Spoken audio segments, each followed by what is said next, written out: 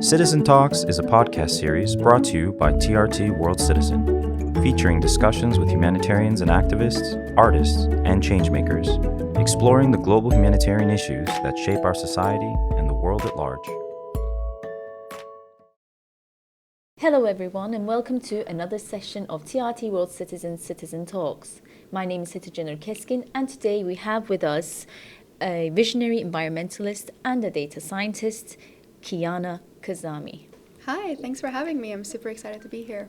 Thank you for being here with us. So I think introductions are in order. Yeah. Please introduce yourself to us a little bit about what you do and your role as an activist. Yeah, for sure.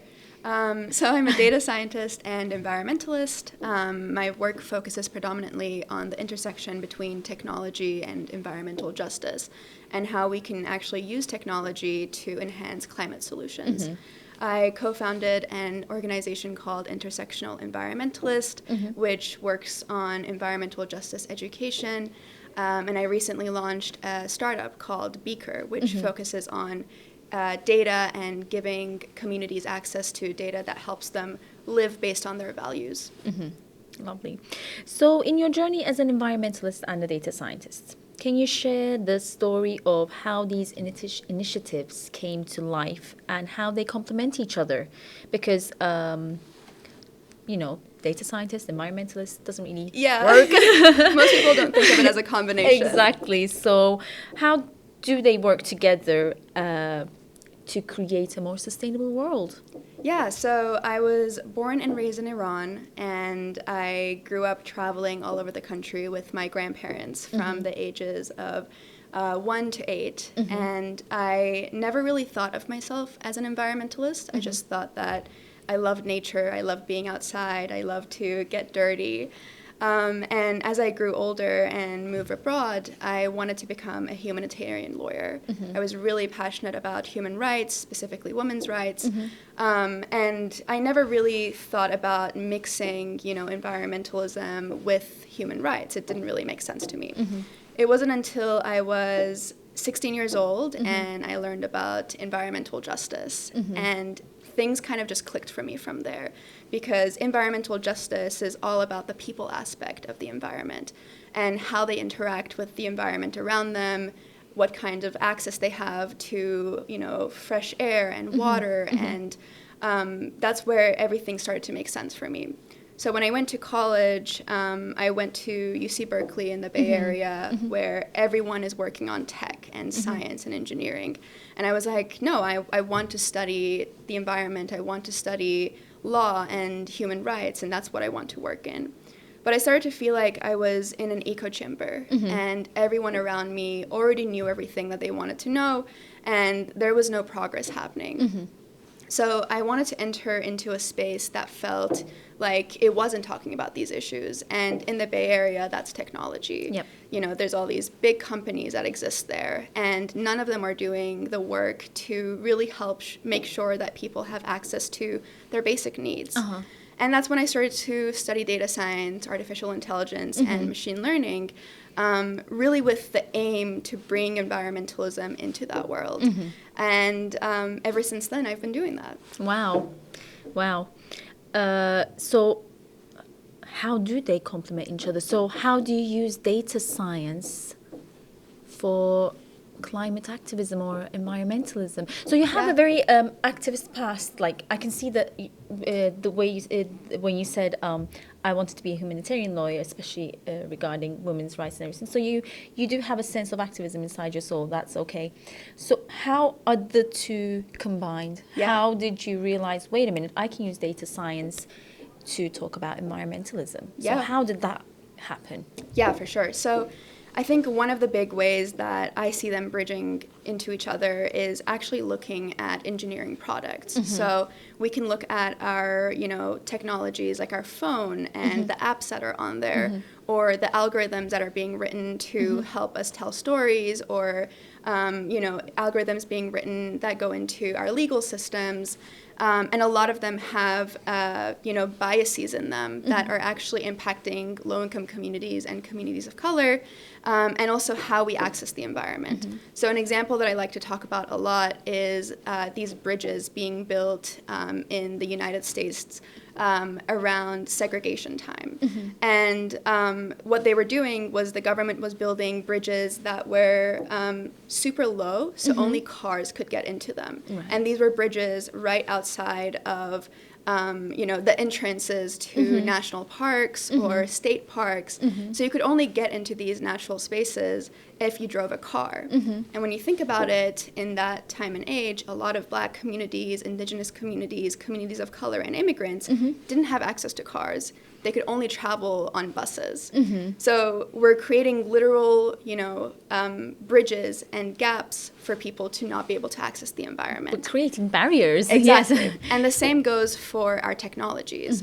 Right now, most engineers in the United States and across the world are predominantly male and come from a lot of privilege. Yep. So if you think about it, these engineers are building tools from their own personal lived experiences, which means that, as a white man, you're not going to be able to build an algorithm that is for a 14-year-old Black girl or a 15-year-old brown girl. And so that's where we see that a lot of our technologies are having impacts on communities that the technology wasn't built for. Exactly. And so that's how we're really using technology to bridge that gap between environmentalism and social justice. Wow, that is a very good example that you gave. So it's basically about accessibility and access for all as well. Yeah. So can you tell us about a specific project or event that had a profound impact on, like, your project or event that had a profound impact on the community, and what lesson you learned from this as well? Or it doesn't have to be your project. It was a project that you saw that you realized it had a For sure, yeah. impact. So, when there's a problem that keeps bothering you and it keeps bothering you every day and you're like, why is nobody fixing this? Yes. For me, that project is Beaker, the company that I just launched. And the problem is that over 75% of people say that they want to shop and they want to consume based on their values and based on their ethics and their personal health. But the problem is that they can't actually access information on these products or the brands that they buy from. So what we're doing at Beaker is we're building a tool that actually helps you really understand the environmental and ethical impacts of brands and products so that at, a click of a button, you can really understand an impact that you're going to have with the purchase that you're going to make. And that's a problem that I struggled with all the time. I'm an environmentalist. I care about social justice. I don't want to buy a product that has a negative impact on the things that I care about. And a lot of these brands hide this information or aren't forward with it, and you would have to dig for hours to find it.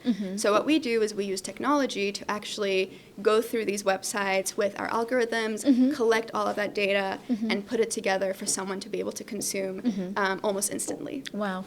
So, just to visualize it for our viewers and our listeners, can you just take me through the stage of what someone who has access to Beaker would be able to see? So what do they scan a product? So we have a browser extension and a directory. So the directory, you can go on there and you can type in your favorite brand, whatever it is. And what you'll see is all of this information and a rating for the environmental impact of the brand, for the ethical impact of the brand. And we're also working on product ratings. So specifically, if you're interested in this black shirt, what is the environmental and ethical impact of that shirt specifically? And then we're also going to give you recommendations. So you want to buy a black shirt, but you don't want to buy it from this brand. You want to buy the same product from a brand that aligns with your values. Wow. So we'll give you a recommendation that looks similar. Wow, that is lovely. Are you planning on making this international by any chance? Where does it work? It works anywhere right now. We're focused on U.S. brands, but that makes it pretty global. We have 300 brands on our directory right now. Wow. And soon we're launching a browser extension, which is even more instant. So when you log on to a website like I won't name brands, but you Yeah, log on yeah. you log on to a brand, and our browser extension pops up, and it gives you those scores right there, so you don't even have to go somewhere else to look up that information. Now, I'm just thinking that if companies are aware that someone like this there's a system out there that's analyzing them, I think it would also, if it's, effective, it would also be like a message for them as well. Absolutely. Do you get stuff like that? Do you have companies that come to you that realize that their ratings are quite low? So Absolutely. do they get in touch with you to ask for advice? Do you provide consultancy to them? Do you provide consultancy to brands to say, right, your ratings are like this. If you want them to be better, you should try doing this, this, this, this. Yeah, so we want to make sure that there's no, overlap between how we're rating a company and our consulting work with them, because we want to make sure that all of our data is up to date and is just based on what the company is actually doing. But what we've noticed in the past is this trend of conscious capitalism and conscious consumerism. And brands are catching on. They're realizing that, folks want to buy products that align with what they believe in. And so as we create more access to this information, it becomes more and more clear what impact these companies are actually having, which then forces them to actually start to take this seriously and both look into their ethical impacts and their environmental impacts and make really sustainable strides in their supply chains. This is a really interesting thing. I did not realize. I when I was preparing the questions, I looked at Beaker, but I did not fully articulate the system properly. But you would have actually proper data on. Do you think that there's an increase in the realization of sustainability and ethical values when it comes to consuming? When it comes to consuming anything, basically. So there is I realize that there's an ethical thing or a realization towards more organic foods in the food sector. For sure. Okay, yeah. In clothes, do you see that trend increasing in the fashion industry as well? Absolutely. Or, do you use that, for example, on phones as well? I mean, this phone company is more sustainable than others and everything. So Yeah. do you see that, increase in realization? There's so much more conversation about it out there right now, and we're seeing it with, cobalt and what's happening in the Congo and where it's coming from. We see it from, in lithium batteries in our cars and what the impact of that is. So people really want to know, when something seems sustainable, is it actually at its core sustainable? And that goes back to greenwashing too. So many brands out there are greenwashing their product, but what's the reality of what they're doing? Yeah. So that's what we're trying to address. Wow. And something you mentioned that's really interesting as well is in the rise of organic food, there's also been a lot of discussion about the health impacts of clothing on our bodies. So it comes in two ways, right? There's the aspect of putting something on your body and what that actually does to your body. But there's also the impact of producing a garment and the environmental and health impacts of that actual production. So we look at those things as well. And there's been a lot of research that shows that chemicals like PFAS are actually harming our bodies. They're messing with our hormones. They've been led to cancer. Yeah. And so it's really important that we actually don't consume those products and don't create them, and start pushing companies to also not include those chemicals in their products. In their products, yeah. Did you get state recognition for this company? Is the state following you, watching, observing, and sometimes there are certain regulations in banning certain products and certain materials? Yeah. So we just launched a company a couple of months ago. So our hope this year is definitely to work with states, work with local governments, and also with nonprofits and organizations. One of the first internships I had was at an organization called the Center for Environmental Health. And they were literally going to companies, buying products, bringing it back to the lab, and seeing what kinds of chemicals they had in them. Which is really amazing because that's really difficult work to do. It's, on an individual product level. And then they would actually have a legal team that would sue these companies and make sure that they're changing their policies. So we've seen in California that recently PFAS got banned, which is amazing. And we're seeing across different countries that this is also becoming something that a lot of consumers are pushing for. So yeah, the hope is to be able to work with governments in this year to really bring this to attention. Fingers crossed. Thank Good you. luck. You just mentioned that people are becoming more aware because and there is a lot of young people that are struggling with eco-anxiety. I mean, especially the younger generation are really struggling to look positively on the climate and the environment and the current status, and then they don't really know what to do. And your company is also focusing on this issue as well. How did you realize that this is actually an issue that we need to focus on? And how do you see the role of, for example, education and resources in mitigating eco-anxiety? Yeah, so I first became familiar with eco-anxiety in college. I was personally struggling with a lot of mental health issues, and I felt really, really lonely, especially because I was learning about all of these environmental issues on a global scale and the impacts that were being had in the global south where I was from. And so I was really struggling with that, and until I talked to my peers, I didn't realize that everyone around me was really struggling with this as well. And we're seeing more and more that youth are experiencing eco-anxiety and feeling really depressed and anxious about their futures and what it looks like. And the natural disasters are not really helping that as well. Exactly, yeah, which are also led to climate change. Exactly. So we started to create these resources and tools for people to, one, understand what the root of their eco-anxiety was, and then to be able to really take individual, but more importantly, collective action. Because it's so important that, you know, when we're feeling anxious, we actually turn that anxiety into action. And so that's what we started to do. We created these resources for young people to have conversations with each other around eco-anxiety, use tools like the Beaker tool to be able to have more knowledge about the things that they care about, and then to take that a step further and take action together on the issues that they're passionate about. Now I want to focus on being able to deliver your message. I think the way you articulate what you do was one of the kind of, I don't want to diss my other podcast, but like for the first time in my life, I actually understand something that a data scientist actually tells me.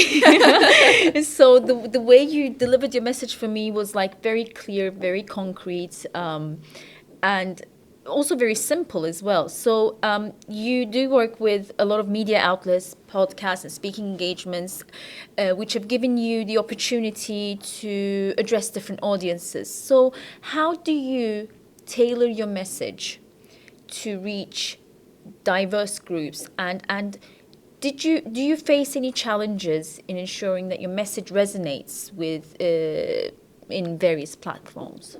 Yeah, so I, talk to a range of audiences. I talk to college students, to business leaders, to world leaders. And the way that I approach this is to really put myself in their shoes and try to understand something that we can agree on. Exactly. Because once we agree on one thing, we can agree to something else.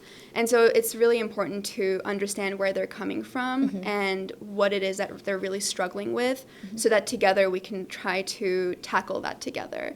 And that looks really different because, like I mentioned, college students are struggling with eco-anxiety and what their future even looks like.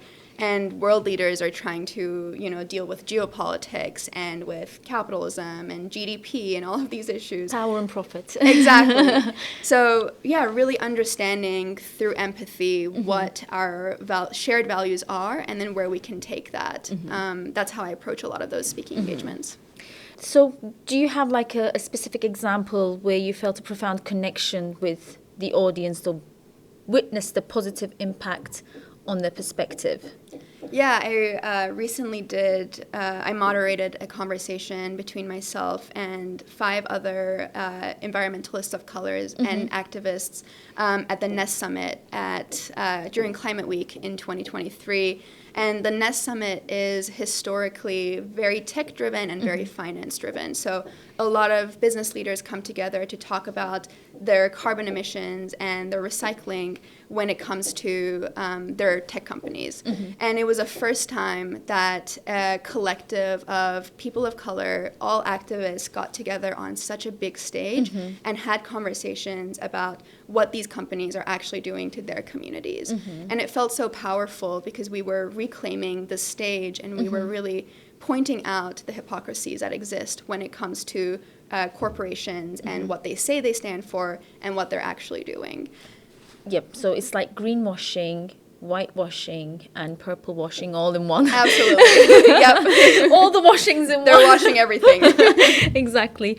I could go on forever because this was something that was really intriguing for me, and I really enjoyed it, by the way. Thank you. Yeah, of course. I hope to see this project in Turkey as well.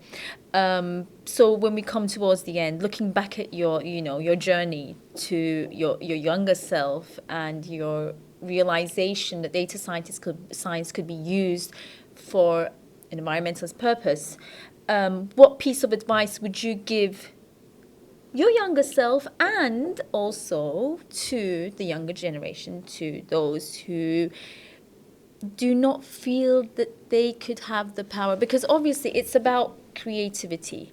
It's about actually wanting to do, if you want to do something, your position, where you are, where you work, doesn't really matter. Exactly. What advice do you have for those who are listening and who are watching us? I think it's so important to embrace intersectionality. Like I mentioned, sustainability goes beyond just recycling and carbon emissions. Sustainability at its heart is really about people and their experience with the environments around them. So really look around you, look around the community that you exist in, and think about what solutions you can start to create in that small scale with the people around you. And, you'll see very quickly that starts to grow into a movement, and you'll start to meet more and more people that want to build with you. Definitely. So start local. Yeah, start local. That's Yeah. your message. That's my message. So start small. Small steps, small, regular steps because sustainability is not just a one-time thing. That's why we call it sustainable. Recycling, it might be a one-time thing, but sustainability is what keeps it going. Exactly. And I think sustainability is the key word for the century in order to make sure that we actually have not just an instant impact, we want a lasting impact. We want our actions to affect not just this moment, but the future. Absolutely. Thank you very, very much. Thank you so much. This was lovely. This was a lovely conversation. Thank you so much for being here with us. Thank you. And we I had a hope lot to of fun. see you with your new projects on an international level, For hopefully. sure. Very soon. Thank you very much. Thanks.